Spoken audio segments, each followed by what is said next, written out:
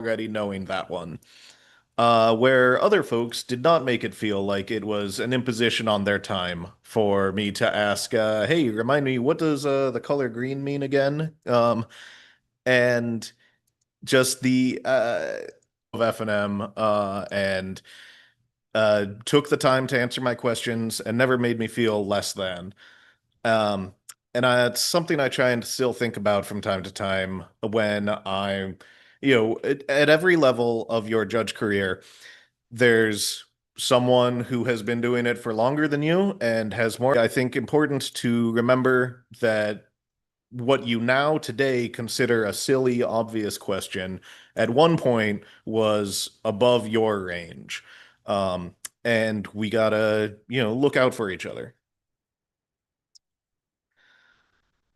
Then I want to suggest to folks this is more relevant for local game store judging than larger event stuff, but uh, make sure that you are on the same page as your tournament organizer about compensation before the day of the event.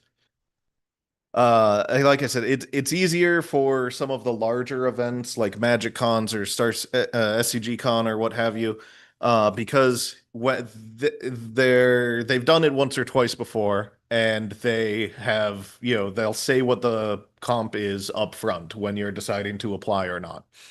But for most local game store level stuff, a lot of times the tournament organizer is more worried about unboxing their Warhammer and getting it on the shelf than they are thinking about the details of the person you're talking to has only run one Magic tournament before, and you got there to some degree leaning on you as the judge to help them out. And the major pitfall I've seen here is not thinking about the compensation and having that conversation until the day of the event. Because there's nothing worse than, you start the event and then after a couple of rounds, you realize at that point you and the tournament organizer are on very different pages about what is the expected compensation for your day. And now you're in a weird spot where like you've started the event, you kind of don't want to be there anymore because they said I get this jar of fermented pickle juice for you, and you're like, well, I was expecting 2 grand, so uh, and so if a jar of pickle juice is what you're really missing in your life, then maybe this is great. But if you were really needing that 2 grand to pay your rent that month, then would have been better to have the conversation beforehand. So I want to throw it to I want to try and get some interaction for folks either here in the room or in the chat on Zoom. What are some factors that might play into what you're expecting to get for your compensation? What is a thing you might consider? Yeah, length of the event. If you are used to doing, 25 person events, 25 player events that are always going to be 5 rounds, cut to top eight, and now they're asking you to do a 200 player event that's also sealed instead of constructed, should talk about, that's maybe worth a little bit extra on your side. Yeah, so number of rounds, constructed or limited. Yes, good points, Noah. Um, how much do I like pickle juice? Yeah, exactly right.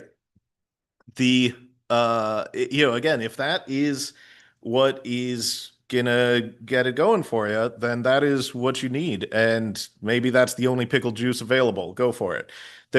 My point here being that there's no black and white, right and wrong answer.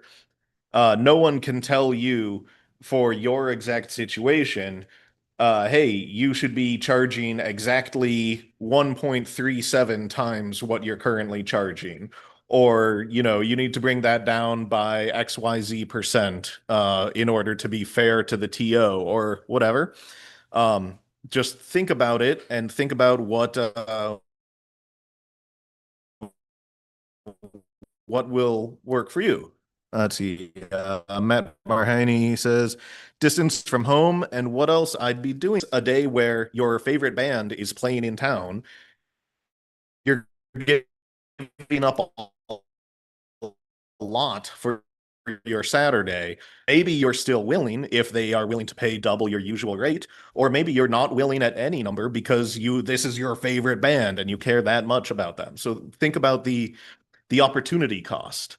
If you are working 90-hour weeks and you get one Saturday off a month, you are going to value that Saturday differently than a judge who is working 20 hours a week and has a lot of, just chilling free time on their hands. If the event is a challenge, I sometimes take on events below rate if I'm doing something new that challenges me. Yeah, thank you, Rob. That's a good one. Um, so all of these are factoring into what are you getting out of the event and what are you giving up to be there? And I think those are the some big things to think about. What else could you be doing with your day? Is that your only Saturday off for the month and you could really use some family time? Or do you have plenty of time? Is this the day of your favorite concert? Do you have to drive 7 hours to the event or not? All of this is going to play a factor. And if you are looking forward to seeing some friends you haven't seen all year, and you're planning on doing some touristy stuff in the city after the event, then maybe you're willing to take a little bit of a loss. The only danger scenario here is you don't want to get to Sunday night and suddenly realize, oh, I'm in the hole for working this event when I thought I was going to be up a bunch. Let's see. So then either this one has three titles, as you'll see, but either there is no cavalry or you are the cavalry. I like to think of it. This is getting at uh in are we You good? continue. Okay. Um so there is no cavalry. Um this is getting at the idea that sometimes if you want to something to exist, if you want to see something done in our judge world, you have to be the one to step in and make it happen. Because as much as we would love for all the things we want to exist to simply exist, and someone else to do the work to make them the way we want them to be, uh, it's unfortunately not how the world works.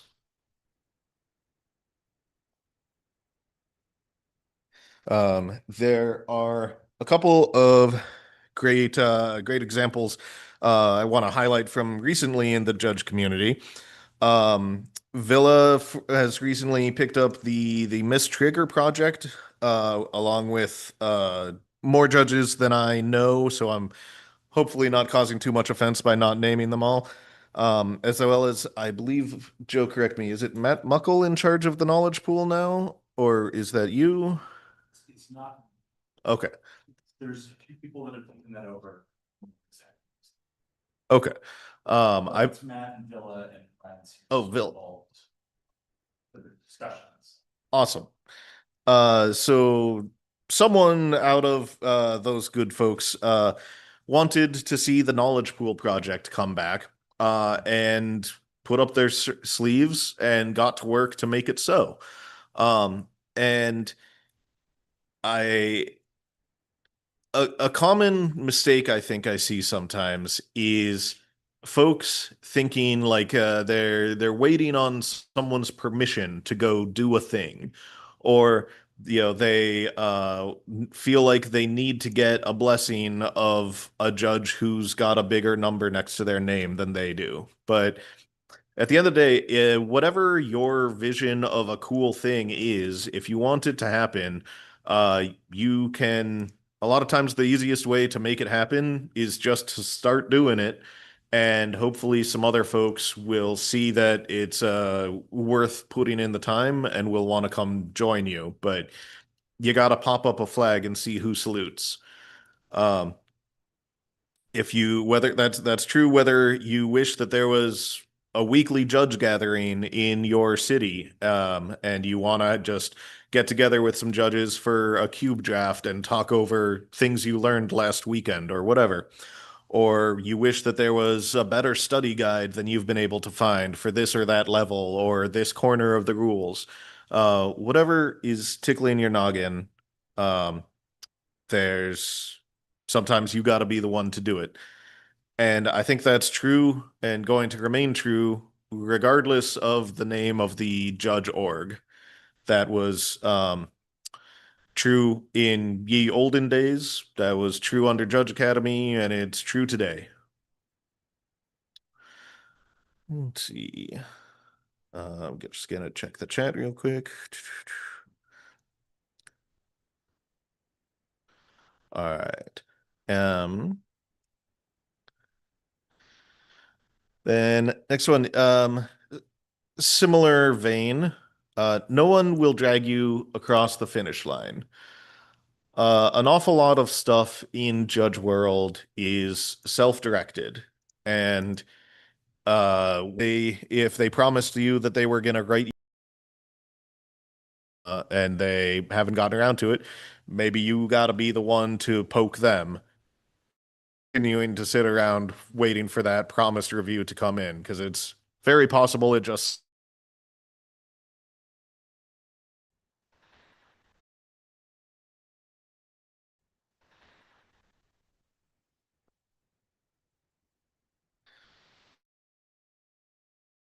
chat for a minute.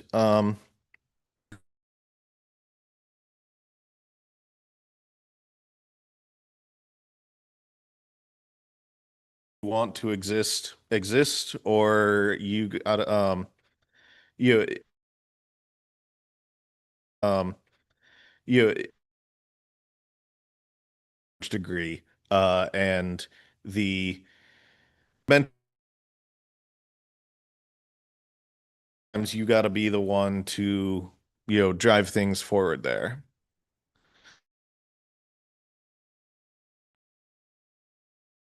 Yeah, I mentioned the knowledge pool before, currently run by Matt Muckle, Ryan Sears, Kyle Rubia. Kyle Rubia, cool. Thank you, Noah.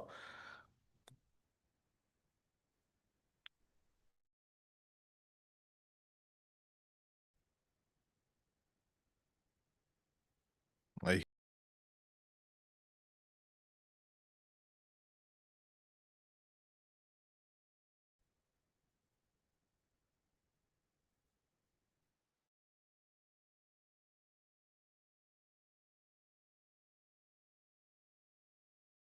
other judges, either at your low level or lower.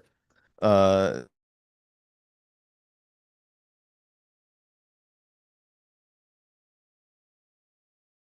if you are a level two and you're training up some else,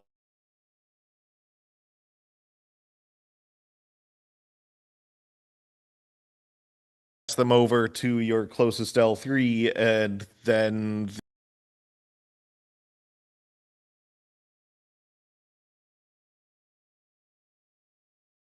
um, yeah, absolutely agree. Judging, um, I wanted to do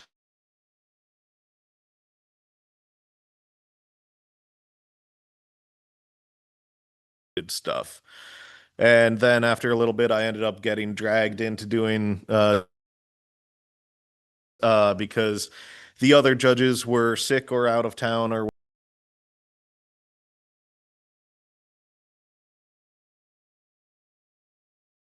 tournament. But you playing in it is actually not one of the options.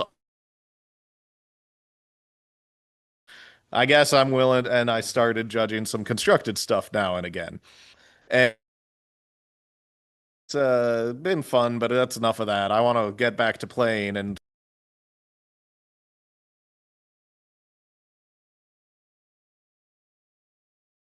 certify some folks to like take my spot. What's that you say? I got to make a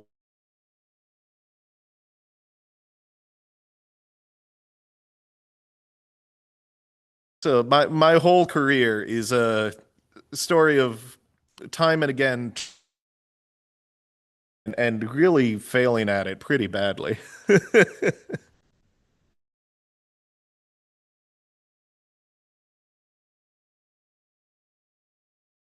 Talk a little bit about feedback as well. I've two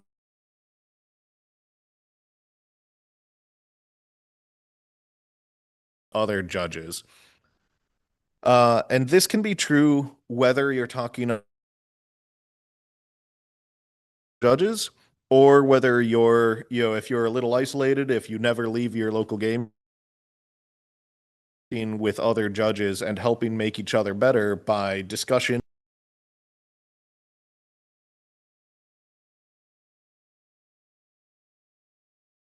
Let folks know in advance.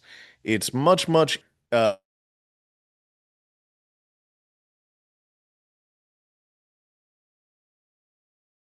could be improved on. If you tell them on Saturday morning, on Sunday night, be like, "Oh, hey, did you have any notes for me?" Uh,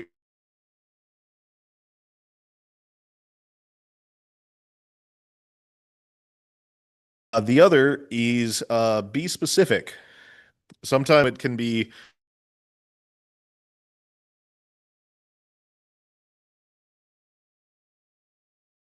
or maybe you feel like I just need to get better at all of it.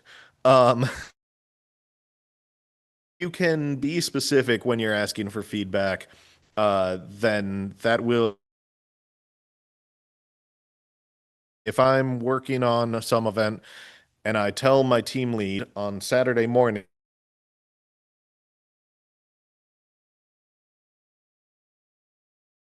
and de-escalating situations. Can you give me some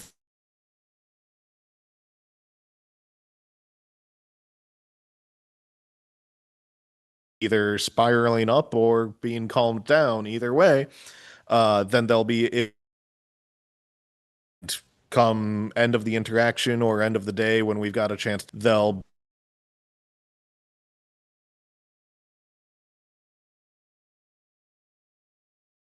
again, if I just tell them, "Hey, I want, I am love to hear anything you've got for me," that might not that specific situation that happened might not stick in their head as much and could well have been forgotten 5 hours later in the course of a hectic event. So again, I would like to throw it to the chat. Any other great tips for folks for soliciting feedback? What do we do when we want to get feedback?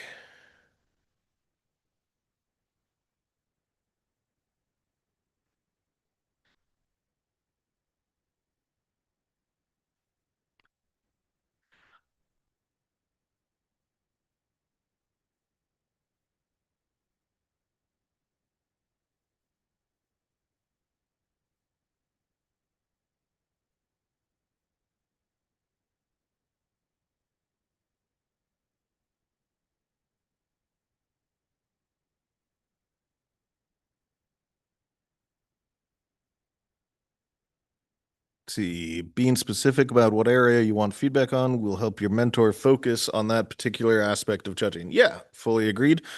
Being specific and asking in advance are the big two tips I've got. Ryan says, emphasizing that it can be helpful first to set your own goal, then ask for progress about that goal. Okay. Um, let's see, emphasizing that it can be helpful first to set. Yeah, so I agree with that. Saying like I just want to be better, again, not as helpful as something like I would like to test for level XYZ in the next 6 months, or I want to be better at understanding replacement effects, whatever the thing is. Um, working having a real goal for yourself can help direct your attention there throughout events. Sometimes shame helps. Rob, you're scaring me. Let me read the rest of this. You make a deal to review each other with another judge, then post yours. Okay. Yeah, trading reviews with people can be very helpful. And basically everyone, I don't know if I've ever met a judge who said that they felt they got too much feedback. It's probably happened, but it's much less common than the opposite, where nearly everyone is would says that they would like to get more feedback than they actually do. And so this kind of connects back to, you gotta you are the cavalry. If you want judges as a group to be getting more feedback, maybe you gotta be the one to give some feedback and start that going. Alrighty.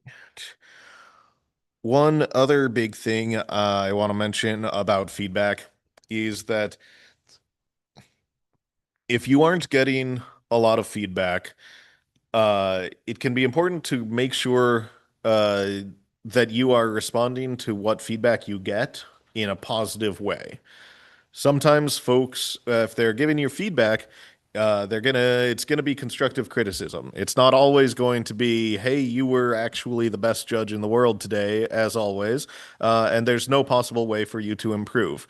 That's not the most common and certainly not the most helpful review in the world. So, um, positive feedback is great. It's great to get a note on what you're doing that's really working. But if you really want to get better, that's going to mean hearing things, feedback from other folks about what you could improve.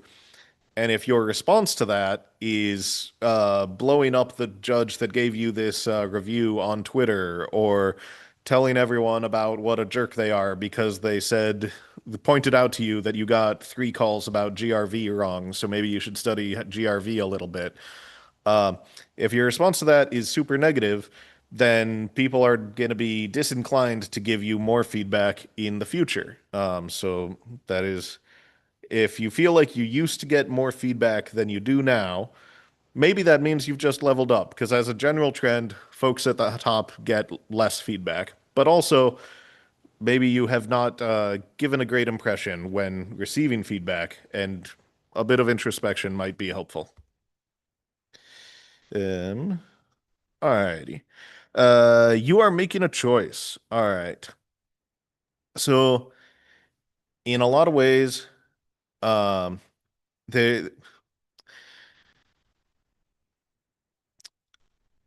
in a lot of ways we're always making a choice in various ways, even if we don't necessarily feel like we are or we're not consciously doing so.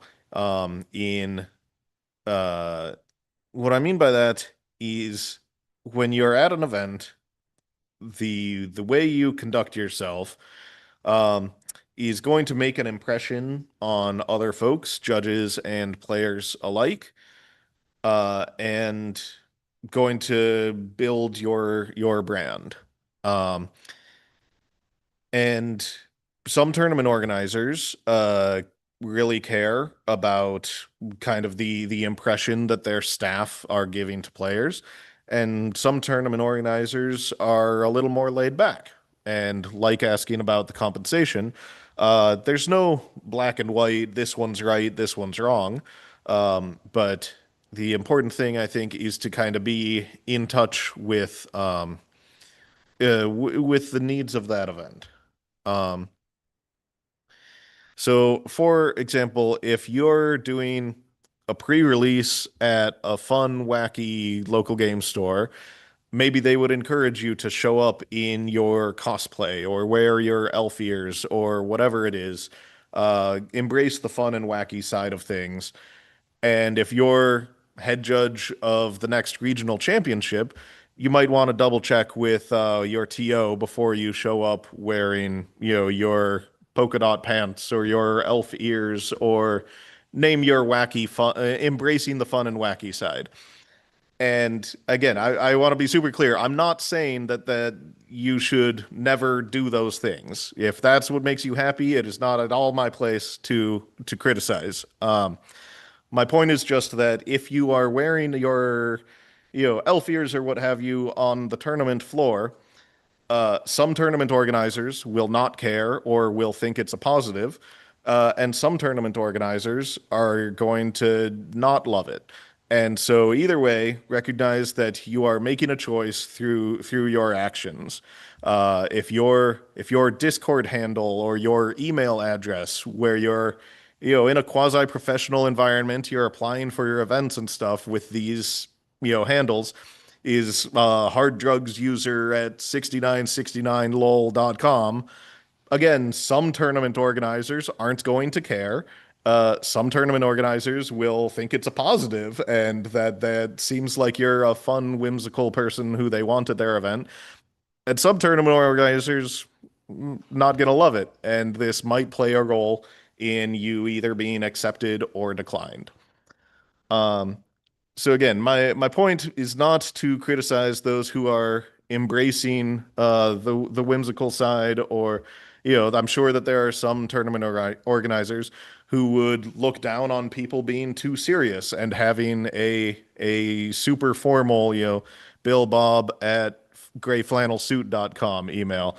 Um, but the point is just remember that no matter what you're doing here, you are making a choice, and you should be conscious of the impression you are giving to folks.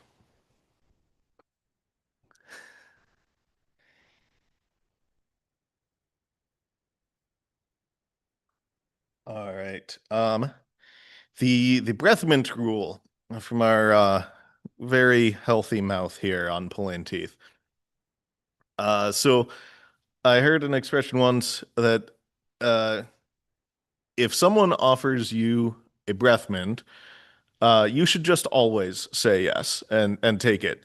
Because sometimes they just grabbed one for themselves and they're just a kind-hearted person. So you're standing next to them, they're like, "Oh, you want one of these? As long as I'm here and I've got one for me." Sometimes they don't know you well enough to tell you, "Hey, bud, your breath is not good. You're pissing off everyone around you. You got to fix that." They don't have that relationship with you. They don't have that rapport. And so they're trying to say that, but a little more nicely. Um, and so, depending on the situation, just always accept the breath mint, because you want to take this uh, the way you reading into it a little bit, perhaps reading some subtext, and taking the person as hopefully meaning well for you. The way I'm connecting this to judging things is I'd like to share an amusing story from one time. I was at an event where the tournament organizer did not have a fixed dress code. They didn't issue uniforms or say, you must wear the judge blacks or whatever. Um, it was kind of up to judges how they wanted to dress. And the head judge showed up wearing a shirt that said a different TO's name in like large letters across the chest. And the tournament organizer saw that and raised their eyebrows a little bit and didn't didn't forbid it though. And so the head judge thought, "Oh, this must be all good." And so I went to the head judge in private. More about in private versus in public in a second. Um, and I was like, "Hey, friend, you realize you're wearing tournament organizer number one's gear inside tournament organizer number two's house, right?" And again, some tournament organizers might not care. Some definitely will. And so the head judge goes to the TO and says, "Hey, am I allowed to wear this?" And the tournament organizer thinks a second, choose their words real carefully, and when they come out of the tank, they go with, "My understanding of the relevant legal laws around independent contractors is such that I am not going to forbid you from wearing that uniform. And then the head judge turns to me and says, "See, he says it's okay." And so, what we had there was a failure to communicate. Uh, so the point being that sometimes social wires can get crossed. Sometimes we don't pick up what the other person is laying down. But if a friend is giving you a little bit of a nudge, whether it's hey, would you like a breath mint, or you sure about that, on whether it's the uniform choice or whatever, consider the source, consider the relationship, and try consider that they might not be at liberty to say everything that's actually on their mind, as the TO was in that situation.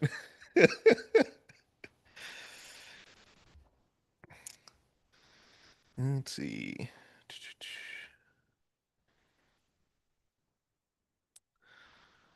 All right. So, back to this. Praise in public, but give constructive criticism in private. Uh, there's a lot of ways to deliver feedback, and uh, it's, in my opinion, one of the best ways is with uh, positive reinforcement.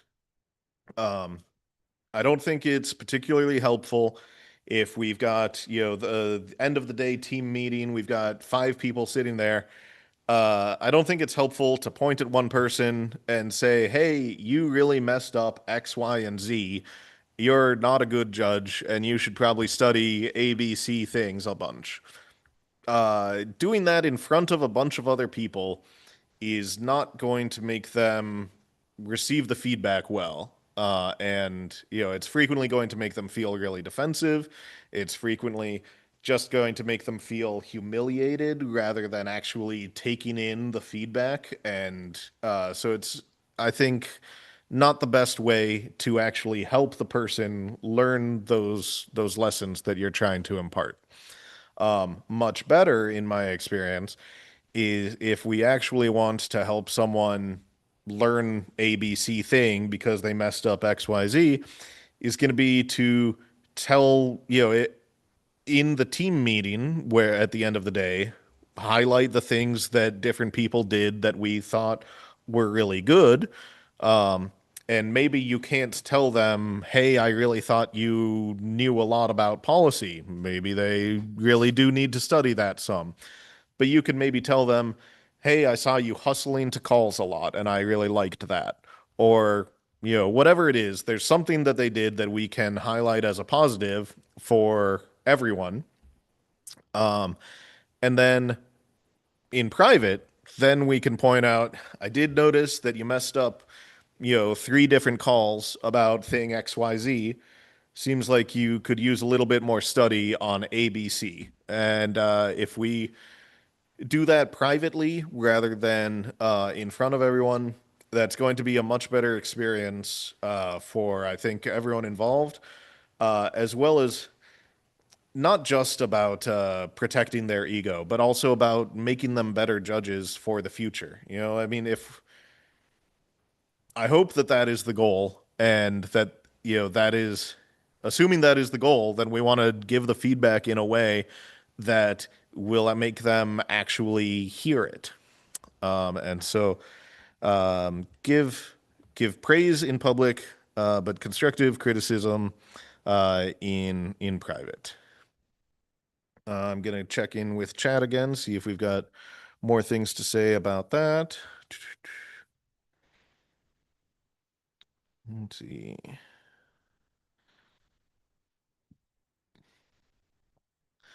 So Swanger said, "Accept the feedback you receive and don't defend yourself against it." Yeah. Great point. Um, Noah, following up on judge feedback is underrated. Um, yeah, if someone gives you feedback and then later you work with them again, it can be great to re-mention, hey, at our last event X months ago, you said I needed to work on this and that. I've been trying to think about that. Would love to hear if you think I have made any improvement there. Totally agree. That's a great point. Um, I once, let's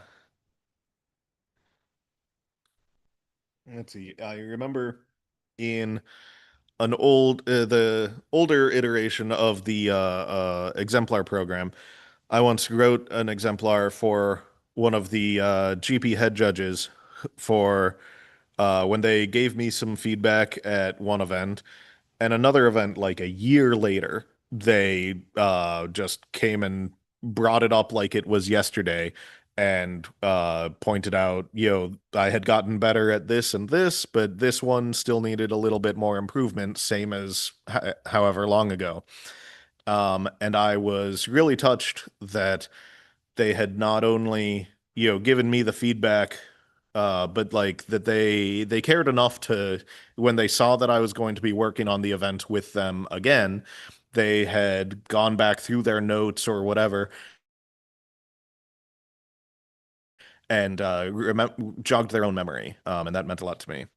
Um, Rob says, exception to this is that you are allowed to publicly own mistakes.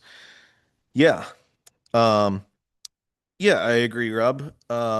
Nothing wrong with the person who made the mistakes calling it out on themselves in the team meeting or something. The reason I think it's important to give praise in public and constructive feedback in private is because we don't want to put make the other person feel really defensive and make them feel like they're being blasted.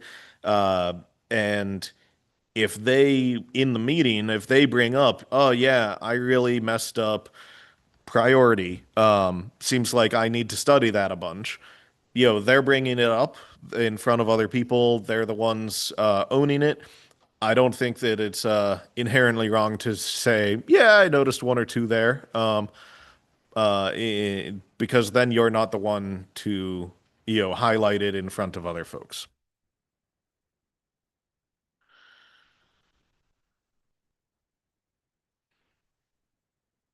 Let's see. I hear you typing. Is that at us? No. All right. All right. Um, then,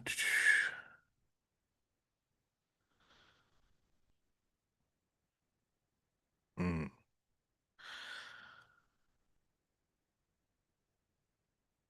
all right. Moving on. Ego. Ego is a killer. The easiest way to get yourself in trouble, whether it's at an event or in online discussion groups or whatever, the easiest way to find yourself isolated is having too much ego. The worst performances I've ever put up at an event have definitely correlated strongly with the ones where I went into the event feeling a little too sure of myself.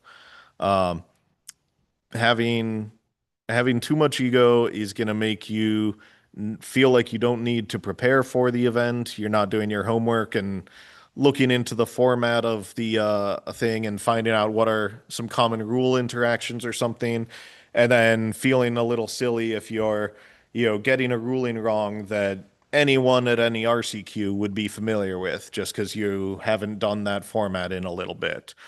Or when you're 99% sure, just giving up that ruling, even though there's, I'm pretty confident on this, I'm not sure, instead of just taking a minute to double check yourself with another judge And then if it happens to be that 1 in 100 where you were actually mistaken, now it's all over, the internet, and the head judge has to break the match, and it's a whole thing. Um, so what I would say here is to remember that we are all fallible. Even if we've got a 17 next to our name or a level 35 or whatever it is, no matter how many events you have had where you're head judge or anything, we've all made plenty of mistakes before, both in and out of uniform, and we're all going to again. And remember that I think everyone has something to teach us, everyone on staff. There's even if it's someone who's got much less experience than you do, has been at fewer events or has never been a head judge when you've been head judge a dozen times or whatever, um, if then they're able to see things in a new light, and maybe the questions they're asking can help get you out of a rut and help you see things in a new way. Or they're asking, why is it that this instance was a GRV instead of an LEC? Even if you're correct that it was LEC was the right ruling, them asking the question of you can make you, start at basics and explain from the ground up, and might solidify your knowledge a little more than, and explaining the logic of it can be helpful for you too. Um, the So, yeah. Oh, I see some typing.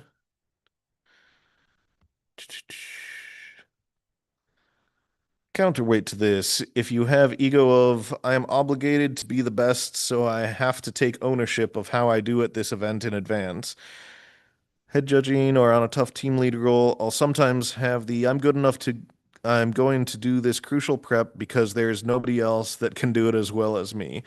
That's the good ego. Ties to there is no cavalry. If you are the person picked for the hard job and you can do it, don't expect someone to save you. Okay.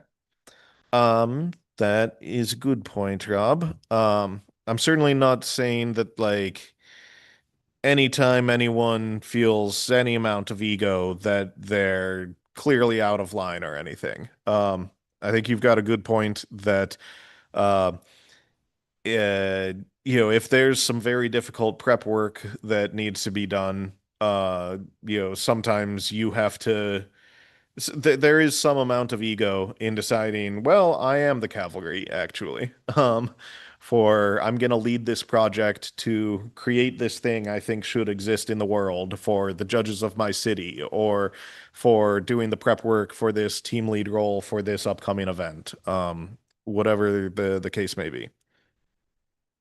Um, I guess in that case, it sounds like what you're talking about is having some amount of ego, but also uh, being correct about it.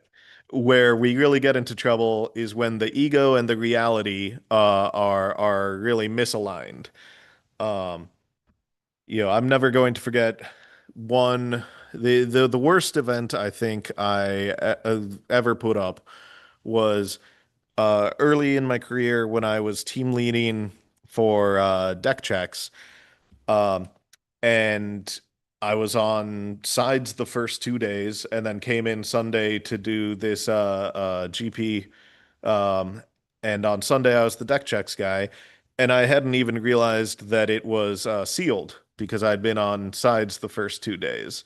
And so that was like a pretty fundamental, pretty basic thing that I really should have like no excuse for not knowing that in advance. Um, because I had been team lead a bunch of times recently and I thought it had gone really well, and I got ahead of myself. And just got myself in trouble there. Let's see. All right. Don't be cartoonishly evil. There's reputations are hard to shake once they're fixed. And if you're part of the community for any reasonable length of time, whether you're engaging in the Discord group chats or you're in your city's Facebook hub for Magic or you're working lots of multi-judge events, however it is you're engaging with the community, people are going to start your reputation is going to start building, and those can be hard to shake even if you decide to turn over a new leaf. Um, and people are going to remember for quite a while the way you make them feel when they interacted with you. Um, let's see. I know someone who likes to quote maybe someone I'm not sure on the source, but you'll always remember it as the day I came and burned your city and did a bunch of horrible things. I don't remember you though, because for me it was Tuesday. Uh, Street Fighter? Okay. So, in that amusing example, the cartoonishly evil person just had completely forgotten the impact they had on this other person.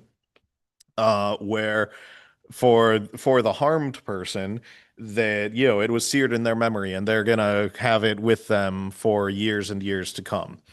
And I think that's worth considering from time to time, and just that uh, the way we act, the way we interact with each other as judges, whether it's at the event floor or on the at the staff party afterward or online, the way we make other people feel when they interact with us is our legacy, even more so than our skills. If there was a quantifiable way to measure these things, if you're a 15 out of 10 at being a head judge, but you're, a 2 out of 10 at making judges want to keep being judges, that doesn't average out super great. And people are going to remember one of those more than the other. So think about how we're interacting with each other, how we're making each other feel. And this community of judges is going to be what we make of it. Um, And sorry, I'm missing one. But anyway, uh, one other thing, lesson 11 is that the way uh, I think that it can be easy to kind of lose sight of where we've come from as we keep learning and improving and going to different levels or different roles at events. And as you get more experience, it can be easy to forget sometimes that what you now consider easy was once the stuff that felt really difficult. And so, give yourself some credit. Uh, I thought of this recently when I made some mistake that I felt was like I was, after the event and I was at dinner with a couple friends and I was beating myself up for, I can't believe I did XYZ. I really should have known better. And yeah, I don't know how that possibly could have slipped my mind. Why oh why was I so dumb? I made such an easy mistake like thing XYZ. And one of my friends looked at me and was just like, "Hey, like 8 months ago, weren't you saying that like you wanted to try and tackle the challenge of doing XYZ? Like this thing that you thought today was so easy, you couldn't have possibly messed it up in your sleep, and you're just beating yourself up for having punted it. That not long ago, that was a thing that was the pie in the sky aspiration for you." And I was like, all right, that's a good point. And so I think that in our judging world of like everyone's chasing after the next level or trying to get, I want to check off this or that box, sometimes we can lose sight of where we've come from. And, sometimes that can be helpful to remember, to look back a little bit and think of, even if we keep making stupid mistakes, what we now consider the stupid mistake was once the exceptionally difficult thing. And so give yourself some credit, have some grace, and refocus things now and again. And this is going to be perhaps a little saccharine, but at the end of the day, what it's all about is the friends we made along the way. Aww. Um, Judging has been just the greatest experience, and I wouldn't have traded these 12 years and all the friends I've made along the way for anything. Uh, and it's just been an absolute blast meeting and working with so many great people over the years. And for those I haven't had a chance to work with yet, looking forward to looking forward to doing so. Thank you for your time and attention.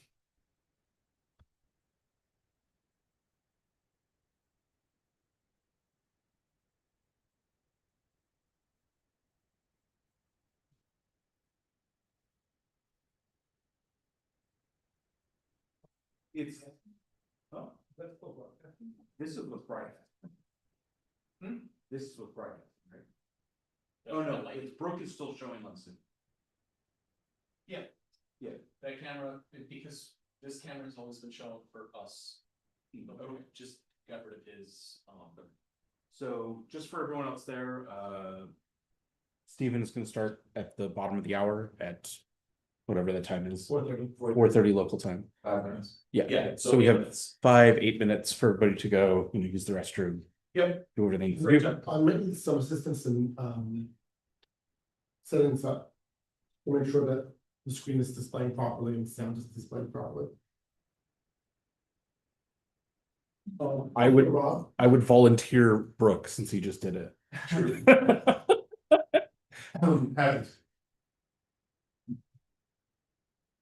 Uh,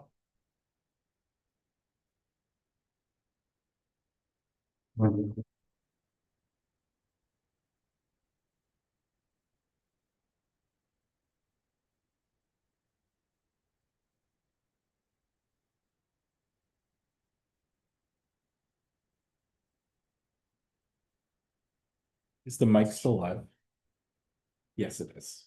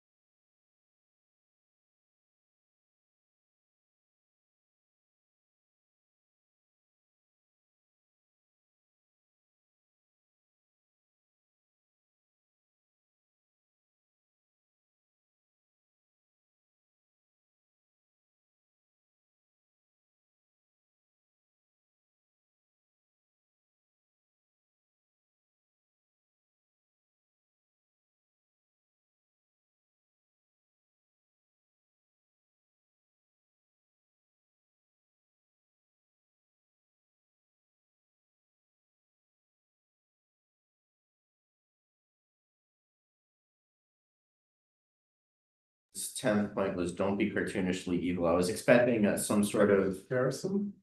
I think he is.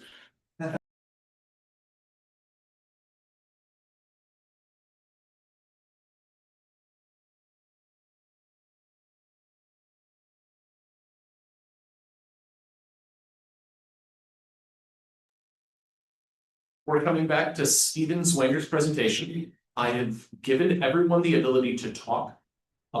It'll probably give you a, hey, you're being requested to talk pop-up. I'm not mandating anybody talk. Steven just wanted to be able to chat with people.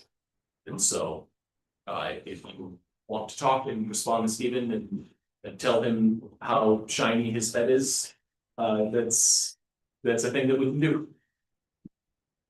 Am I live? You're live. Welcome everyone. My name is Steven Zwanger. I'm a level 5 judge from Roanoke, here where we're having our meeting. I'm going to be talking to you today about the MTR policy on communication. I would like to encourage anyone who wants to speak or to ask a question to unmute themselves. I will probably not be checking the chat, so if you put a comment in there, I probably won't see it.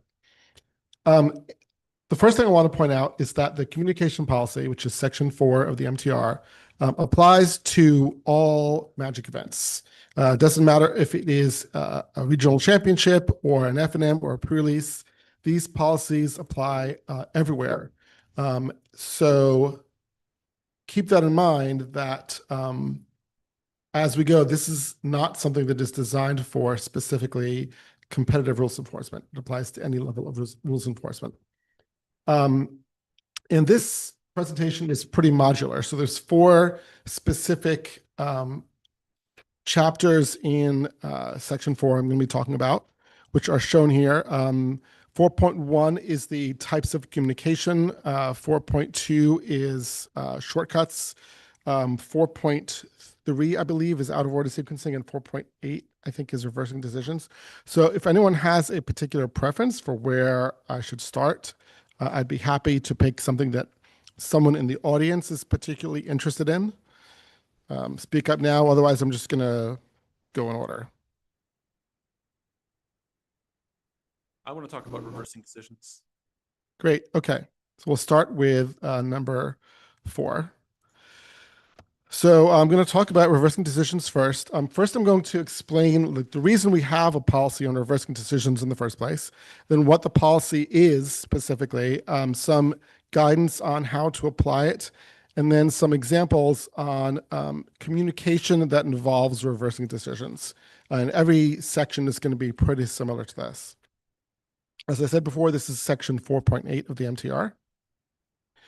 So why do we have a policy on reversing decisions in the first place? Well, there's a few reasons. One is that we don't want to lock players in to mistakes that they make, especially when they realize the error right away. It's just not going to be a good experience if someone feels like they are trapped into a mistake when they, maybe were thinking a little too far ahead or just didn't realize what they were saying. And like I say here, we don't want Magic to be a game of gotcha. And on the flip side, we don't want to provide the incentive to players to play so slowly and think so much about everything they make that the game just drags on, because that's not going to be fun for anyone either. If people think that that the only way to avoid being trapped into a mistake is to really like double check and triple check all the things that they're considering, it's just going to make for a really grindy, boring game. So what specifically is the policy on reversing decisions? If a player does something and then they want to do something different, the key criteria is whether or not they have gained any new information since they took the original action. If they've not gained any new information, then the judge can allow them to change their decision. One of the corollaries is that if this is a team event, like Two-Headed Giant or Team Trios, it is okay for a teammate to step in and suggest a different decision. That is not considered new information. If the judge isn't sure whether there's new information, it's best to err on the side of not allowing the player to change the decision.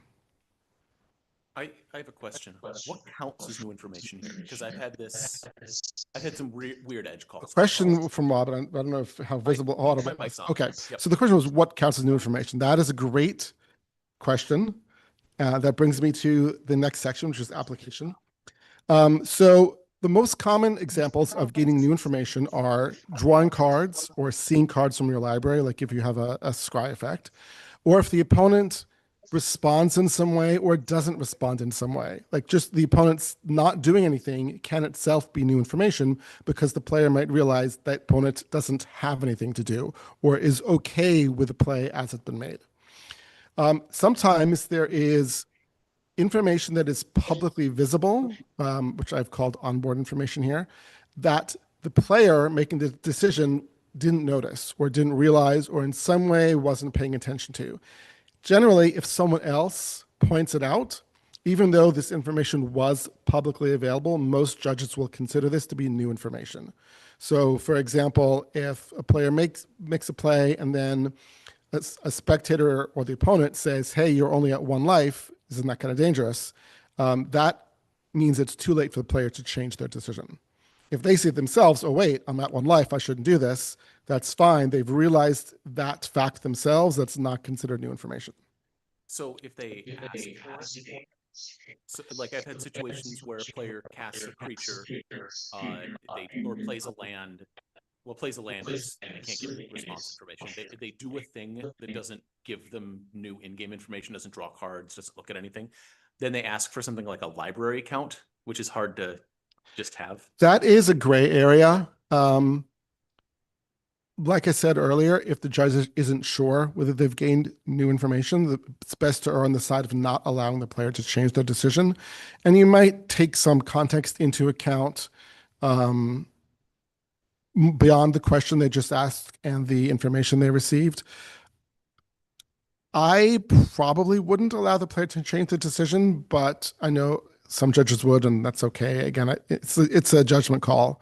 You have to decide as the judge, do you think this player has gained new information that would affect the decision?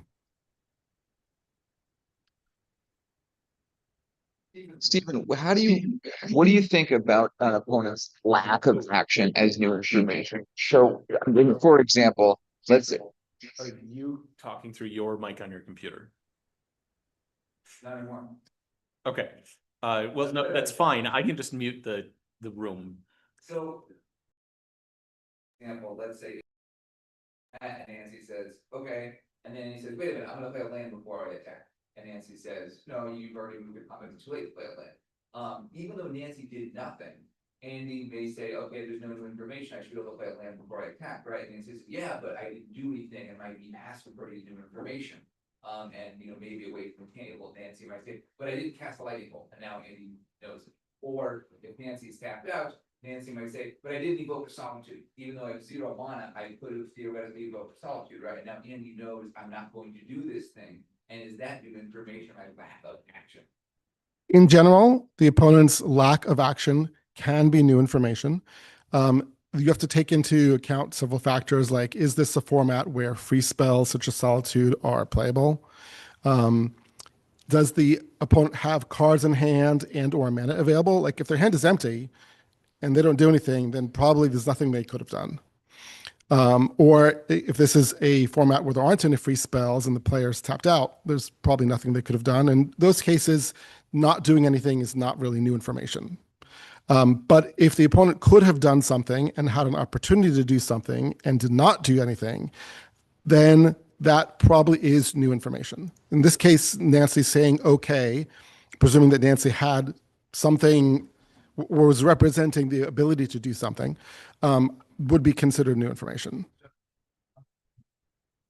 On that, even though a card in her hand is a land, it could have been a lightning bolt. That card is unknown, and if Nancy says, okay, Andy now knows that Nancy did not cast, for example, lightning bolt or something of that effect, and that's information you would not let Andy go back to pre-combat and play that land. That's correct. Like if the player now knows my opponent either doesn't have a lightning bolt or is unwilling to play lightning bolt, that is new information. I'm going to show you some examples of players reversing decisions. player plays a land and then suddenly says, no, I want to play a different land. It's very common. Generally, the opponent doesn't even have a chance to say anything when they make this error, and it's fine to have a player play a different land. Another example is player says, I'm going to go to attacks. Wait, I have this haste creature in my hand. I better play that first. Again, assuming the opponent didn't have a chance to respond or wasn't able to respond, it's fine to say, yes, player, you can go ahead and cast your haste creature and then go to attacks after that. Something else I want to point out, which I think I mentioned elsewhere in this presentation, but not this particular section. The communication policy is typically there to resolve disagreements between players or to deal with situations where one of the players is uncertain about the validity of what's going on or uncertain about how to handle what's going on. If the players are already on the same page about what is happening, the judge doesn't need to step in. So if somebody says to their opponent, I want to change this decision I just made, and the opponent says, yeah, that's fine, you can go ahead, I don't care. The judge should not be stepping in and saying, hey, wait, no, you can't do that, you've got no information. This policy is only there for when the players can't agree, or if one of the players is unsure and needs some assistance from the judge. And then the judge can go in and resolve any disagreement and get the players back to being on the same page about where the game is.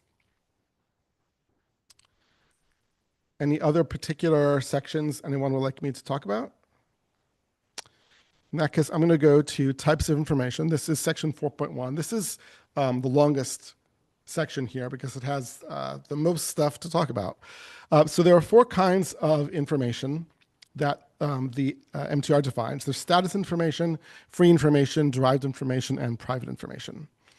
So I'm going to talk about each one in turn. I'm going to tell you what the definition is for this type of information, what the communication policy says about this type of information, and show you some examples of players either providing this information or asking for this information.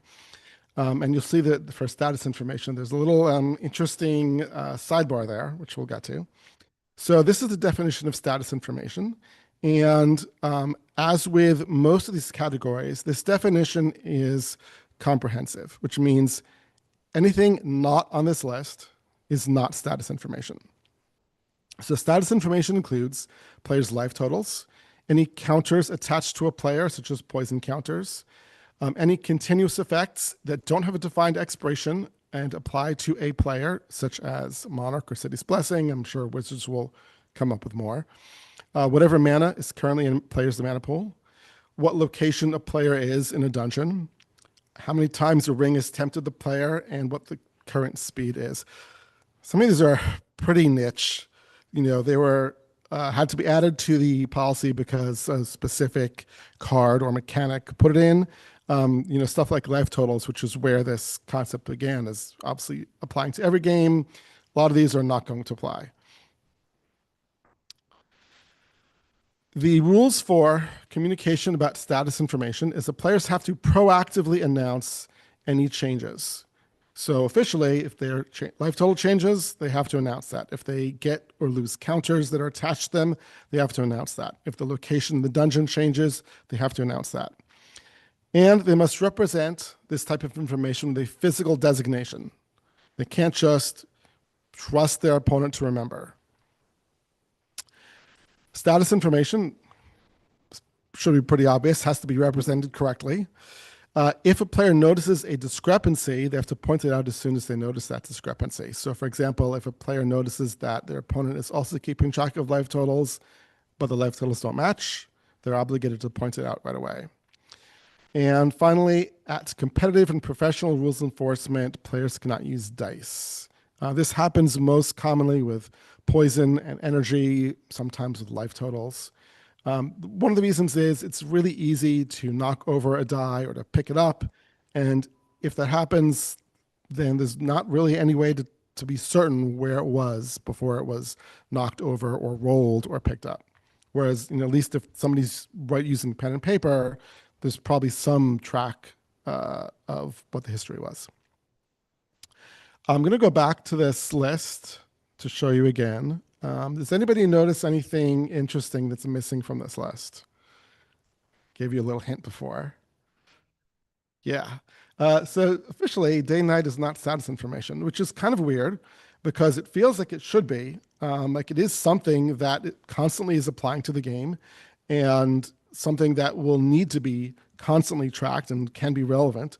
However, it doesn't fall into anything in this definition. It's not applying to a specific player. And there is a section of the communication policy that applies to day night, section 4.9, which points out it's not the responsibility of any specific player. And it has to be tracked once it becomes, once it enters into the game in some way, even if it doesn't, even if it stops being relevant, it still has to be tracked because it can still change. I think Wizards kind of regrets making these rules for day night because this stems from the comprehensive rules for day night, that it keeps going even if everything that used day night is gone, because it creates a lot of headaches. It's very common in formats like Modern and Pioneer where, a day night creature disappears from the battlefield and 5 turns later, a day night creature comes back and nobody remembers whether it's day or night. So we have some guidance for how to handle problems with day night. If no one can figure out what it is best to assume that it is night, because the reasoning is that it's more likely that the players forgot a turn with no spells played than a turn with multiple spells played. Like if there are multiple spells played, you'll probably remember that. It's pretty notable. If there are no spells played, well, that might just seem like nothing happened. If the day-night state is incorrect, it should be handled as a communication policy violation, but nobody gets a warning. So that raises the question of what does it mean to handle it as a communication policy violation? Because communication policy violation is something in the IPG. It only applies to competitive rules enforcement. And we do have specific rules for how to handle CPVs. I'll just tell you. When there's a CPV in the case of day night, people forget whether it's day or night. And I'll get to the CPV later, but the short version is that if somebody made a decision based on thinking it was day or that it was night and turns out to be incorrect, then they get the opportunity to the judge gets the opportunity to back up the game to the decision that was made based on that erroneous belief, so that the player can then make a correct decision based on the correct belief. Like I said, day night has become more of a hassle than I think people foresaw when it first was created. So here's some examples of communicating about status information. If a player says, I have the city's blessing, that's pretty straightforward. They say, I have 5 energy counters, or they tell the opponent, you're at 13 life. These are all examples of someone communicating status information. The next type of information is free information. And yes. Can I ask a status information? Yes, please. Yeah. So it has to be announced. You said? Yes. When you're talking about people announcing it, who do you like? What is your kind of default belief? Like how good faith, how much do you trust the player who says, I definitely said this versus the player saying, I didn't hear it? So is your question, who has the responsibility to announce it, or what happens if the players don't agree whether it was announced? If the players don't agree whether or not it was announced, basically. One player thinks that they announced a life total change. They think they said, that puts you at 13 after this combat or whatever. And the other player doesn't. So generally, if one player says, I communicated, and the other player says, no, you didn't, all else being equal, I'm inclined to believe the player who says, I communicated, because it's fairly likely their opponent wasn't paying attention or got distracted by something or was busy planning their turn and, could only focus on one thing at a time. It's unlikely that a player is either lying about communicating or misremembers their communication. But as a judge, you can ask about, what is the history of the communication in this match? Has this player been consistently communicating this information? or maybe they had to be reminded about it repeatedly, or maybe the players have been playing without anybody saying anything, and this communication is different from what they've been doing before. In that sort of context, then that would make it a little less likely that they are changing their pattern of behavior. But like I said, all else being equal, I'm inclined to believe the person who says I communicated. The judge is sitting watching them, and something happens. A spell is cast. They bolted him, but one of the players missed the bolt. Like I'm sitting there, I'm watching them. I saw this person write it down, said something. The other person was distracted thinking about the next thing they were. They didn't write it down. At some point, they do announce it and say, "Hey, wait a minute! No, I've got me at 15." Is it acceptable for the judge to just say, "You missed a bolt"? Oh, that's right. Or the players need to figure it out themselves, and then you step in when they're clearly not getting it. Well, if the judge is already watching the match Yeah. and has some first-hand information about what happened, but also realizes that there is a discrepancy or a disagreement, the judge should step in to correct that as soon as they realize that the players are not. Totally audible. Oh, People watching. sure. So the question was, let's say that one player casts a lightning bolt on the other player, and the second player doesn't notice or doesn't realize it or isn't paying attention and doesn't record a change in life totals. And then at some later time, at some later time, the players realize that they don't agree, or there's a judge watching the game and the judge realizes the players don't agree. What should the judge be doing in these cases? Is that an accurate description? So the question is, at what point does the judge step in and tell the players, either tell the players that there's a problem or tell the players how to fix the problem? When there is a disagreement about communication, then the judge should step in as soon as they're aware of the disagreement or aware of the discrepancy. Because the longer this disagreement or discrepancy lingers, the more complicated it's going to be to fix. And B, the more like the players are to go off track in some way, either plan their strategy incorrectly, make decisions based on an incorrect understanding of the game state, or even start arguing with each other and maybe create a more negative interaction between them than would happen if it was just fixed right away. So if the judge is already at the table, it should be pretty easy to do. Like just, as soon as they see that, the live totals don't agree or one person didn't realize they took damage, they can say, hey, hang on, pause a moment. Let's make sure that you both agree on what the live totals are. And then they can get it fixed. And if the judge isn't at the table already, then hopefully the players will call a judge when they realize that there is a disagreement, and then the judge can go ahead and fix it. Okay, so the next type of information is free information. Again, this list is comprehensive. So anything not on this list is not free information.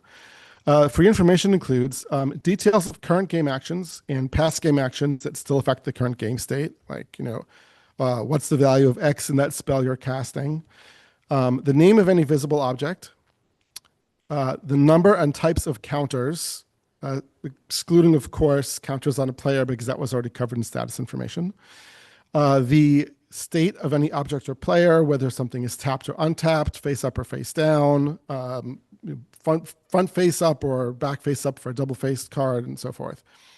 What the game score of the current match is, the current step or phase of the turn, and who the active player is. And you might be surprised that players will disagree on even the most obvious things. I've been called to a match where players didn't agree whether it was game 2 or game 3. That was fun. This is what the communication policy says about free information. Players must answer questions about free information truthfully and completely, and they must represent free information correctly. Now, unlike status information, players don't have to be proactive, so they can remain silent until they're asked a question about it. But anything they say must be true and must be complete. They can't, give half answers and try to mislead the opponent or deceive the opponent. And here are some examples of statements or questions about free information. Which your lands are untapped? that is the state of an object, the other player has to answer that question. Did I play a land this turn? That's an example of a past game action that affects the current game state because it determines whether or not the player can play a land now. Or this piece of paper is a goblin token. If the name of the token is goblin, that is free information. So you have these examples. So if you go back to details of past actions, Yeah. back to game state, Yep. that might not be something they can provide. It's possible the player doesn't remember, Yeah. for example, especially if it's been a long, complicated turn. I mean, they should communicate it or provide as much information as they have. Obviously, if they've forgotten and are unable to do it, then they can't do it. That could potentially lead to a communication policy violation at competitive rules enforcement, which I will get to. If it's not affecting a player's decision, then do the best you can and continue from there. Right. So it could be an infraction if they make a good faith effort, but can't remember whether or not something happened or not. Yes, I mean, I would be careful as a judge. I don't want to penalize a player just for forgetting if the turn has been long and complicated and there's a lot of stuff to keep track of. And it's not technically false information if they don't forget, but the lack of information can be a problem. Okay. The next section is derived information. Again, this definition is comprehensive. Anything that's not on this list is not derived information. The number of any kinds of objects present in any game zone that's not already defined is free information. So, for example, counters are free information. They're excluded from that particular category. Any characteristics of objects in public zones that are not already defined as free or status information. Game rules, policy, and Oracle text. So you can already see that derived information is a lot broader than free information or status information because it's covering a lot more stuff. And the rules are also a little different, or the policy, I should say, is a little different. Players don't have to answer questions about derived information. If they do make any statements about derived information, those statements have to be true, but they don't have to be complete. And the caveat is that at regular rules enforcement, this entire category of derived information is considered to be free information. So there's a couple of interesting questions here. Why is it that this information is, let me think about how to ask this. Why don't we require statements about derived information to be complete? Anyone have ideas about this? Dennis? If someone asks a question, open-ended as, hey, what does that creature do? And let's say if they point at Bleach, and the opponent goes, it's a 6/6 that when it enters, it lightning helixes something.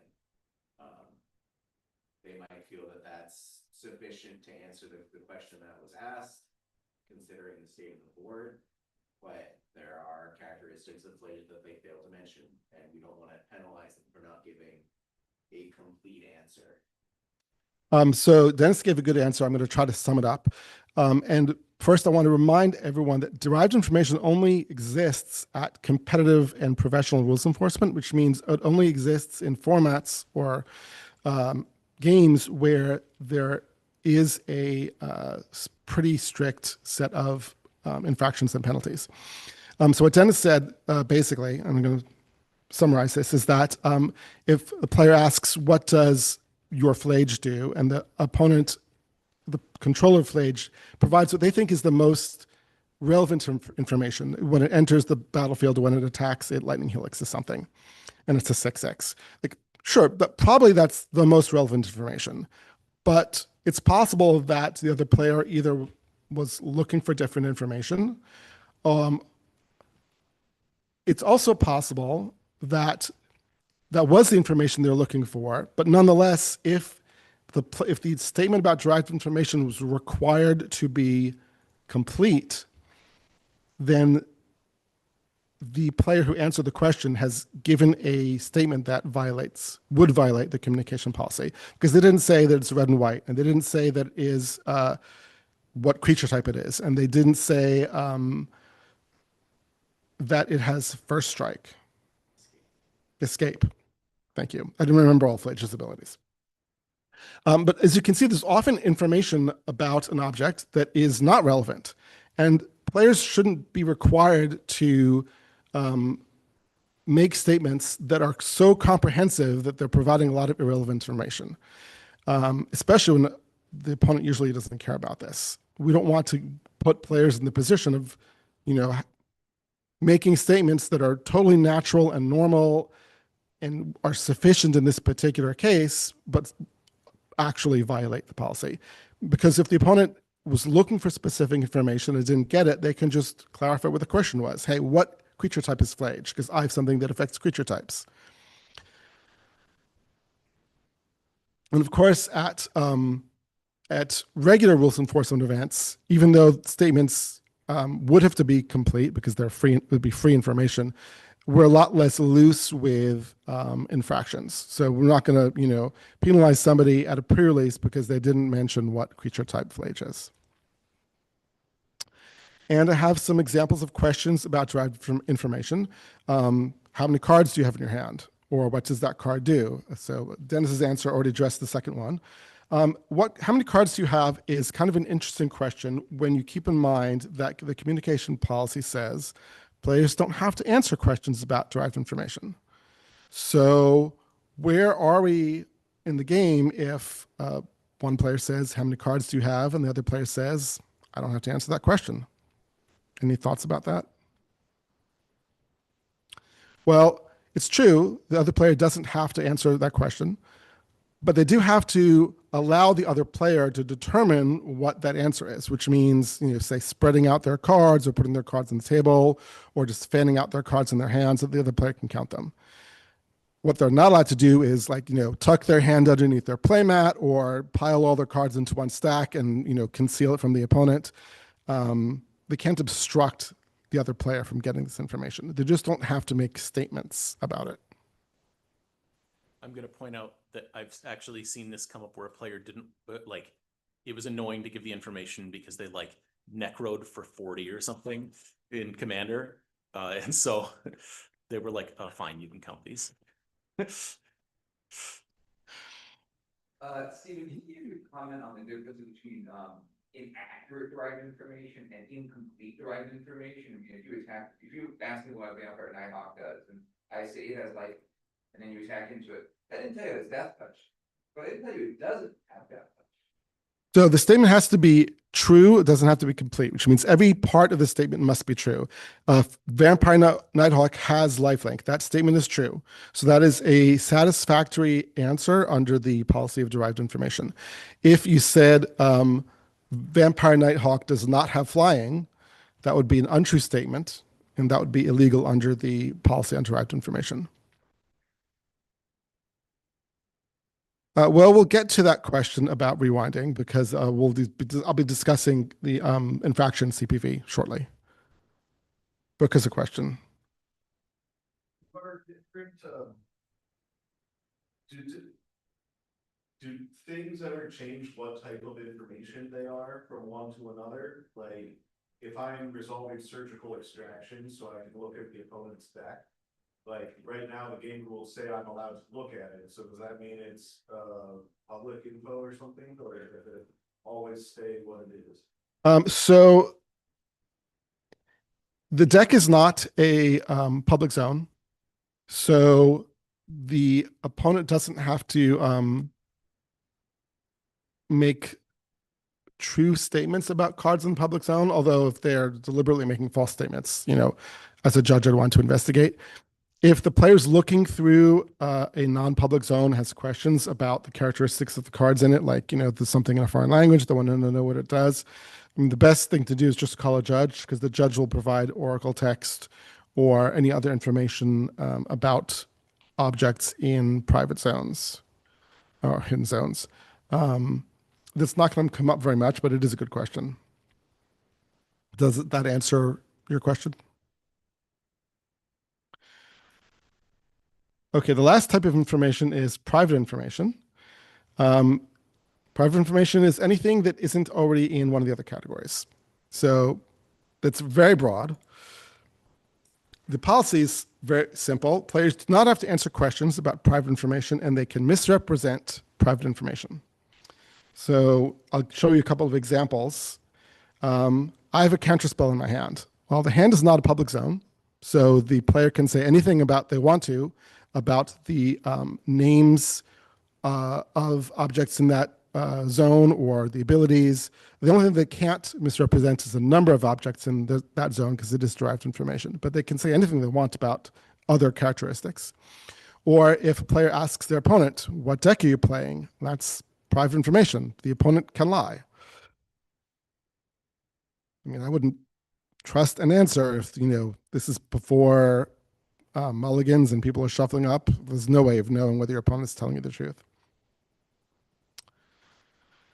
So, as I mentioned, at competitive and professional rules enforcement, there is an infraction called communication policy violation. It is section 3.7. The first thing I want to point out is that the term communication policy violation, it's not the same as miscommunication, and oddly enough, it's not the same as a violation of communication policy. So this infraction has two elements. One is, yes, a player violated the communication policy, but that is not sufficient for something to be an infraction. Because the second part is that another player made a decision based on the illegal miscommunication. So if nobody made a decision based on that, then there's no infraction. And because there's no infraction, there's generally nothing you need to fix. I also want to point out that because this is in the category of tournament errors, the second infraction is upgraded to a game loss. Rarely comes up, but it can happen. Here's some examples of someone committing a communication policy violation. One player says to their opponent, you already activated Jace, and the other person takes that into account and decides not to activate Jace. They've made a decision based on the incorrect information that they've been provided. That is a by-the-book communication policy violation. Second example is player states their attacking creature has flying when it doesn't, and therefore the other player thinks they cannot block it. They don't block it. Third example is that there's some miscommunication about life totals, and one of the players has a lightning bolt that could kill their opponent, but they think their opponent is at 5 life, which is too high for them to kill their opponent, so they use it on something else instead. And keep in mind, these examples are not necessarily cheating. They're not likely to be cheating. If it falls into the category of cheating, this has to be deliberate miscommunication, like actively lying, knowing that the information is incorrect and providing it anyway, and knowing that you're not allowed to do so. If a player just by mistake provides incorrect information, or for some reason they think they're allowed to lie, then it does not fall under cheating and it will just be a communication policy violation. Correct. It is not, in fact, it's not even a communication policy violation if a player lies about private information because the communication policy allows that.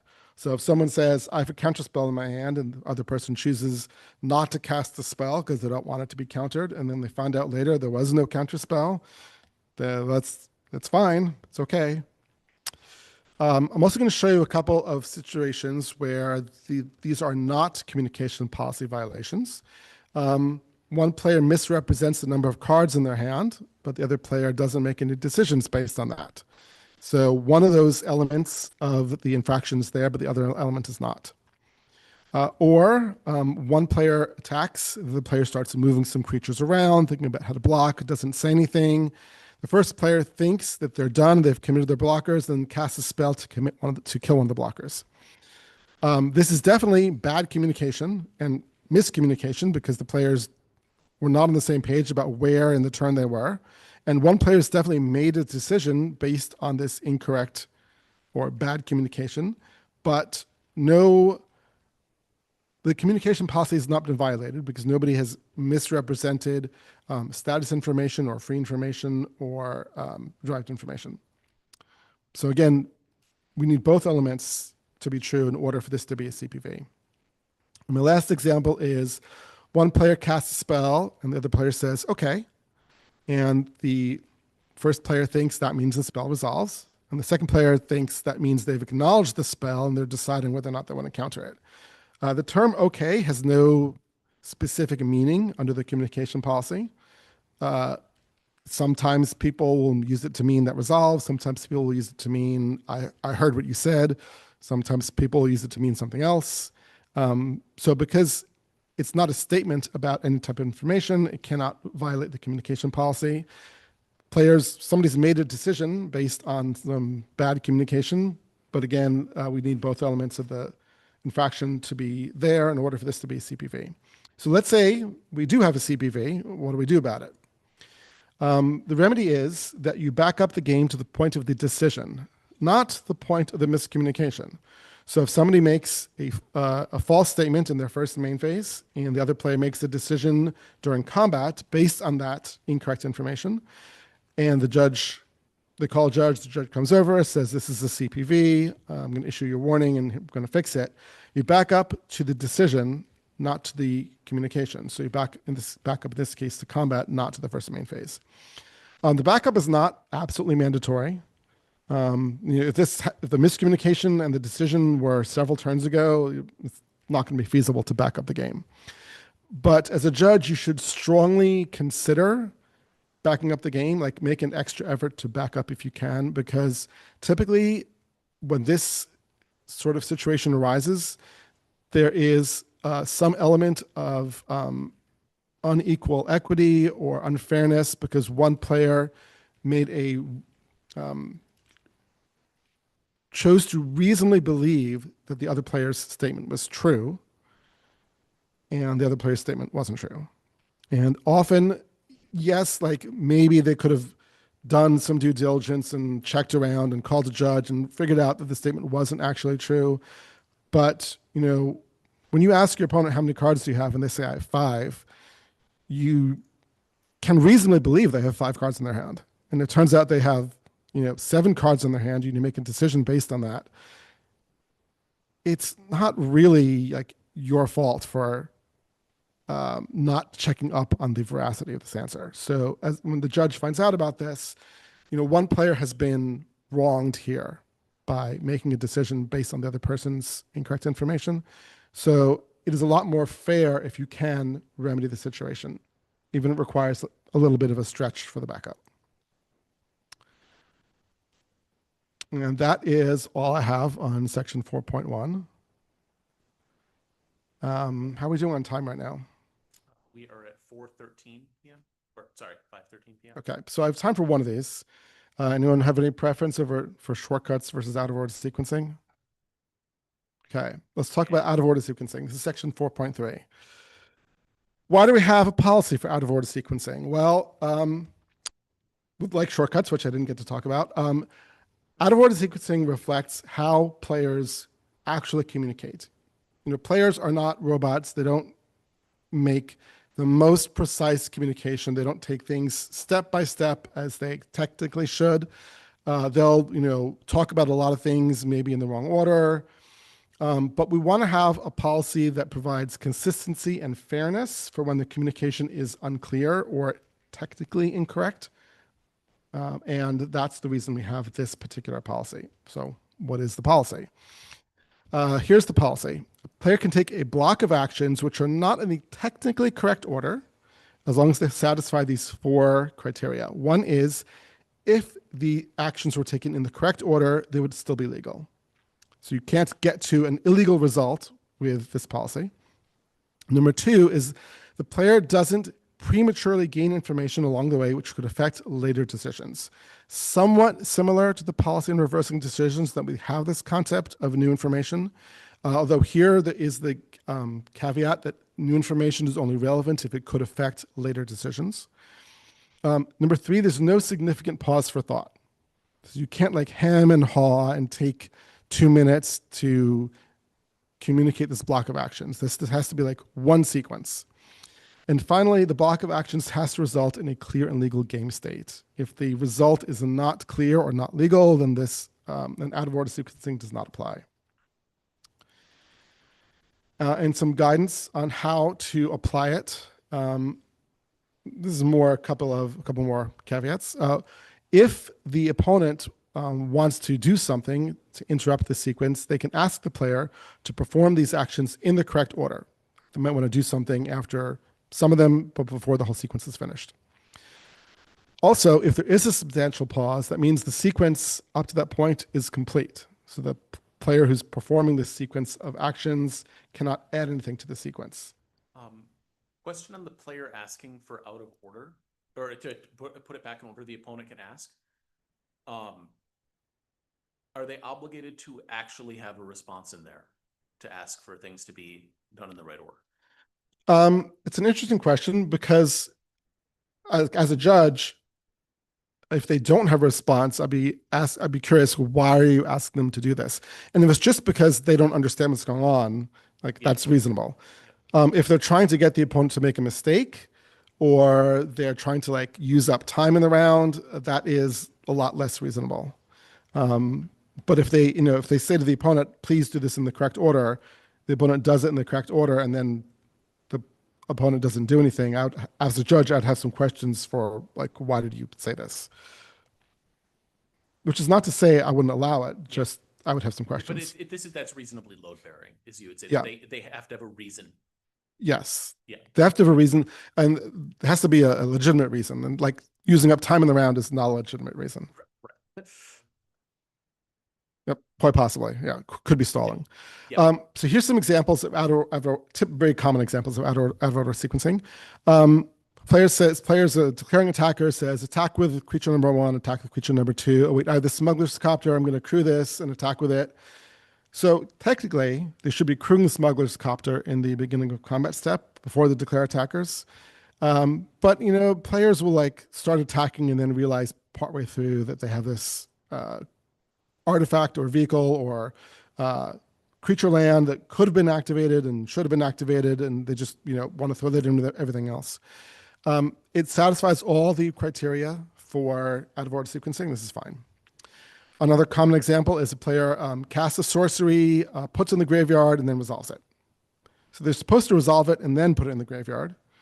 But again, this meets all the criteria for out of order sequencing. And I'll note that even though you might consider seeing the library to be new information, that doesn't change the decision that they're making here. There's no decision about putting the sorcery in the graveyard when it's done resolving. So even if they get new information from resolving it, that's fine.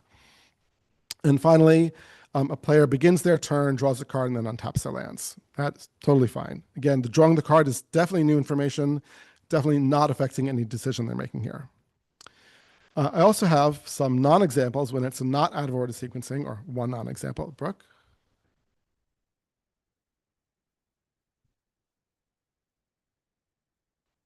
Yes, there are some niche examples of the untap step when there are decisions to be made, either like cards that say you can choose not to untap this, or if there's something like a winter orb or a static orb in play and you don't get to untap all your permanents. Then there would be a choice that could be affected by the information the player is gaining from drawing a card. And in that case, out of order sequencing would not apply. And I assume upkeep triggers fall into the same thing as well. Yes, if there's an upkeep trigger that could be affected by the information they're getting from drawing the card, that also would mean that out of order sequencing does not apply. So here's an example that is not out of order sequencing. A player casts Revitalize. The only relevant part here is that they're drawing a card and getting information.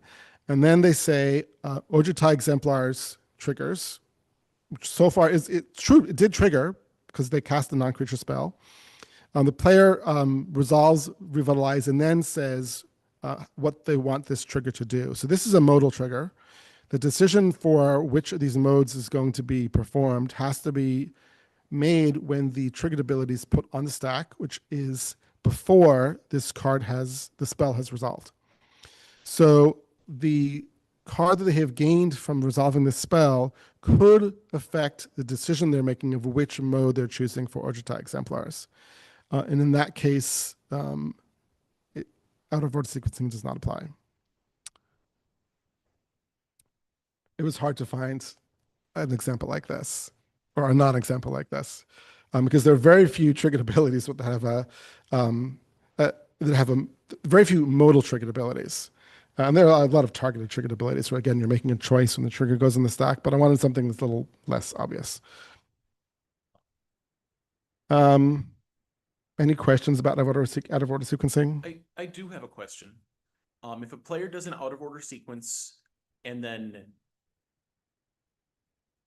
finds out that it wasn't what they wanted, right? They do that smuggler's copter attack, and then they find out information later that screwed up the sequence. To what degree do you, like, if they go attack, smuggler's copter, attack, and then their opponent goes, all right, now that you've picked 3 creatures, you attacked with 3 creatures trigger or something. And like, where's your line for working backwards on these? Well, it sounds from this particular case like what they've done is legal. Like they were still allowed to Yeah. attack with 3 creatures. I was trying to come up with an example off the top of my head. This has some overlap with shortcuts. Sure. I mean, it could be, I guess there could be something that says, if you've Silent Arbiter, which says a player can only attack with 1 creature a turn. Yeah. If it does not result in a legal game state, which this doesn't, then out of order sequencing doesn't apply, and the judge should back up the sequence of actions and have the player perform a legal sequence of actions. Yeah, like the whole sequence. So like I- Silent Arbiter is a good one. Yeah, I would back up the whole sequence because like these decisions were made as part of a group, and the fact that they crewed Smuggler's Copter in this case, probably only because they're planning on attacking with 3 creatures. If they couldn't attack with 3 creatures, maybe they wouldn't have crewed Smuggler's Copter. And it seems really weird to hold them to part of the sequence, but not all the sequence, when a lot of this is going to be interdependent in some way. Okay. Just wanted to add that it's also unclear what order they did this. So they could have crewed their smuggler's copter in the main phase. Well, We don't know, right? They don't say go to combat. They just start doing stuff. Yeah. So we pretty much have to go all the way back. Otherwise, we could unfairly end up in a situation where they're getting punished because their opponent has decided, oh no, you crewed that in your main phase. Now I get to pull you out. yeah. I think Smuggler's Copter versus Silent Arbiter is actually kind of the thing I was looking for, where they go attack, crew Smuggler's Copter, also attack with Smuggler's Copter. And that's an allowed out of order sequence. Right. I mean, there are a lot of potential pitfalls if a player announces a group of actions like this and ends up being illegal, or they end up getting new information along the way that would have affected one of these decisions. And I think as a judge, you just have to back up the whole thing, because it gets complicated if you're trying to figure out how far you can back up, or where you're backing up to. And it's a lot cleaner if you just say, we're going to undo the whole thing, make you start from the beginning. Yeah. There's just some overlap with shortcuts where this essentially locks you into a block of actions in the same way that a shortcut does. Yeah. And I didn't get to talk about shortcuts, which is fine. And people can, read the shortcut policy, which is 4.2. There are some differences also, because like with shortcuts, if there's something wrong going on, often it's because the opponent has interacted in some way, or something is undoing the shortcut, it's because the opponent is interacting in some way. Yeah. But just similarly to this, out of order sequencing is basically by default accepted unless they have a reason not to, where shortcuts, they need to proactively. Yeah, sure. You can look at it that way. Yeah. Okay. Well, I am out of time. So I hope everyone has learned something about the communication policy. There's a lot of nuances here that I've seen judges overlook or make decisions too quickly about before considering. So it's really important to get this stuff right, because this will determine how will affect the player's experience in interacting with the judge. And because it's about communication, communication is not cut and dry. People are human. They talk like humans. They communicate like people, not like machines. And that's something you have to consider when whenever you're dealing with the communication. So thank you. We have about 5 minutes before we're going to reconvene for the rest of the annual meeting, so we'll see everybody back then. Yep. I'm gonna put up a full screen again. Yeah.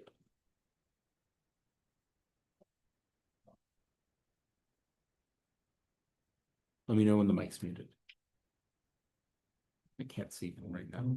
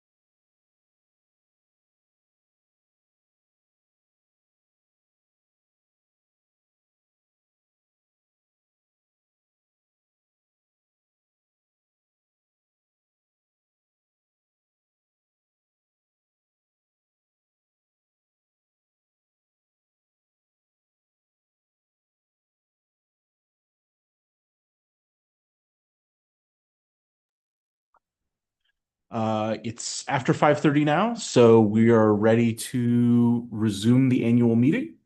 The next item of business is the report of the election committee with the results of the election of the directors. The polls were closed automatically at 5:30 p.m. Eastern Time. We'll give the election committee some time to review the election and report from Election Buddy. Dan, you can let me know when you're ready.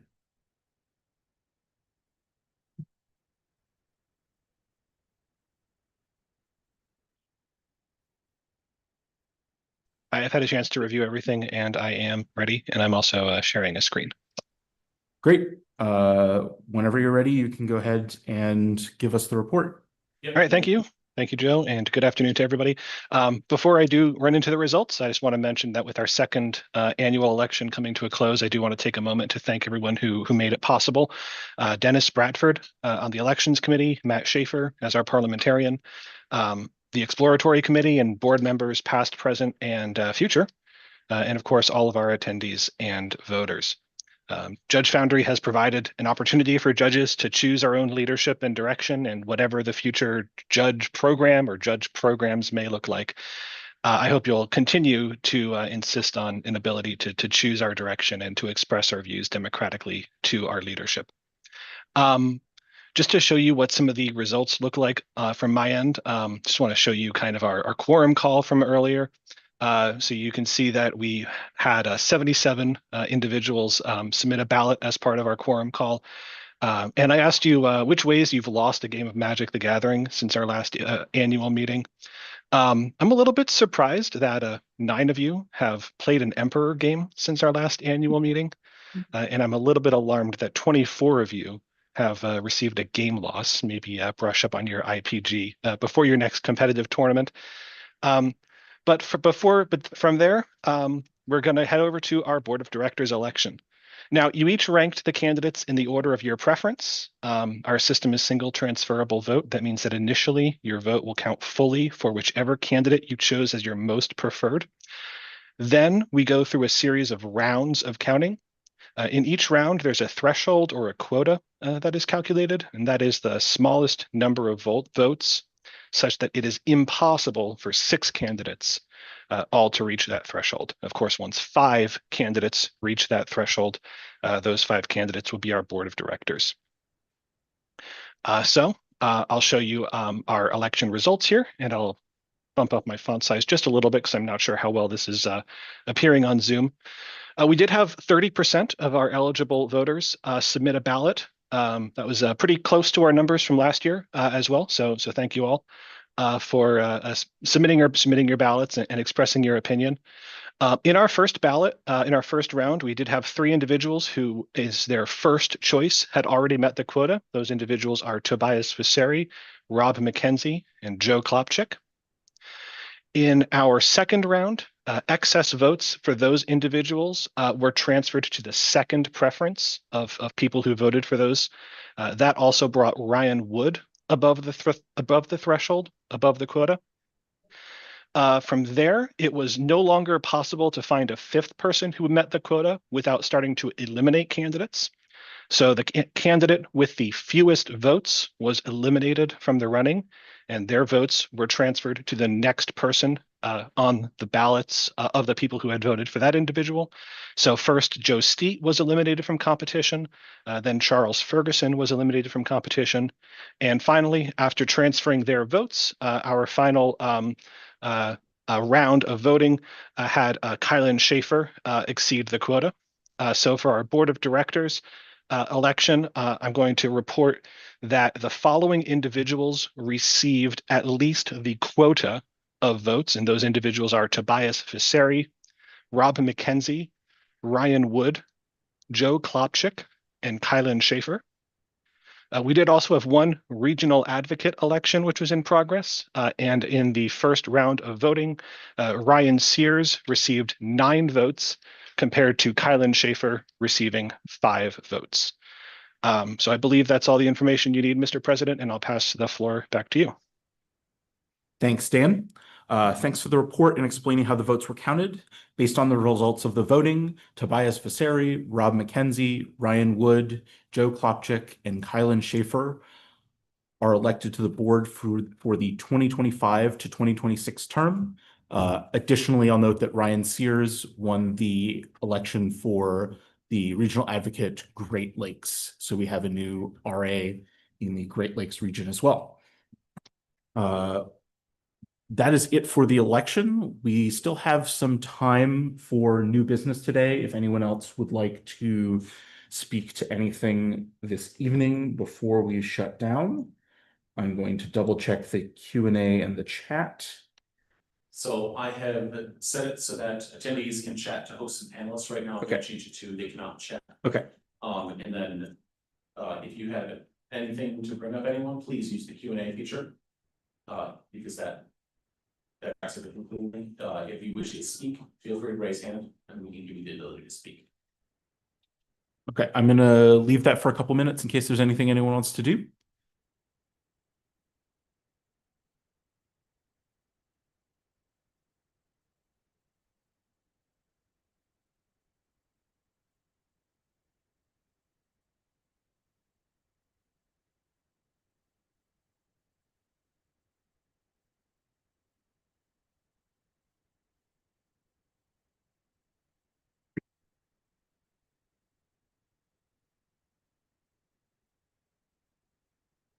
Rob, can you mute for a second?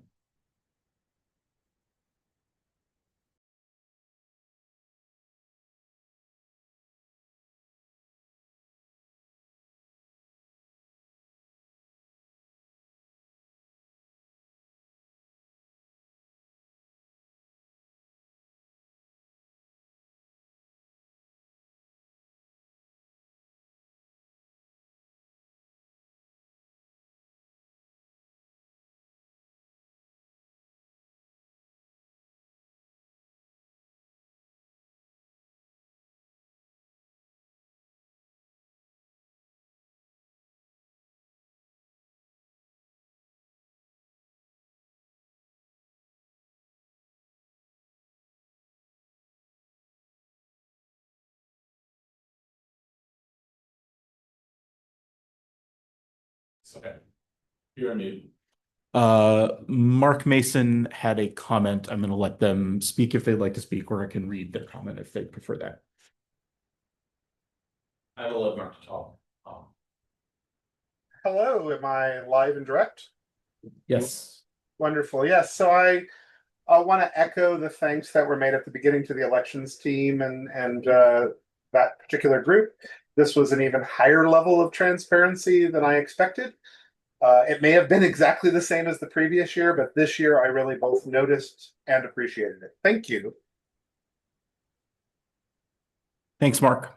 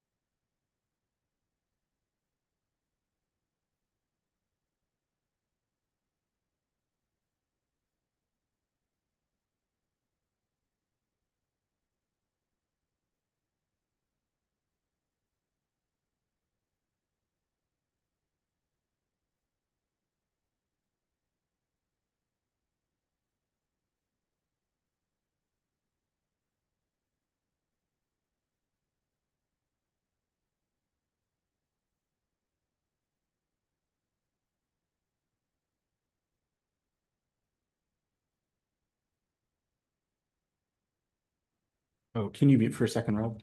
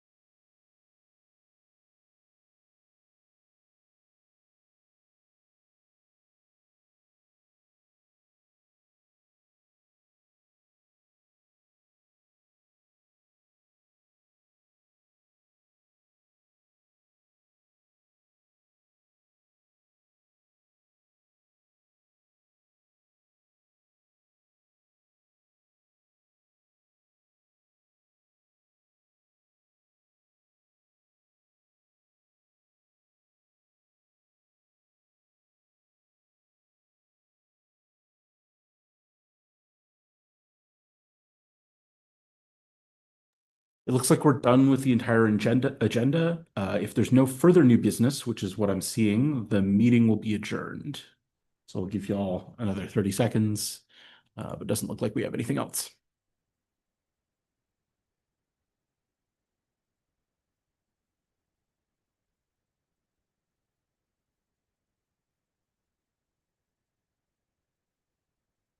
Looks like no. Okay. I'll just take this last opportunity to again thank Dan and Rob, the rest of the board, all the candidates, all the other RAs, and everybody that's been involved in the org in the last year. There's a lot of work that goes into this. I appreciate the opportunity to come do this. I enjoy sitting in this chair. This is a wonderful time for me. So I'm glad we get to do this, and happy we'll get to do it one more time next year. The annual meeting is adjourned. Everyone have a great day.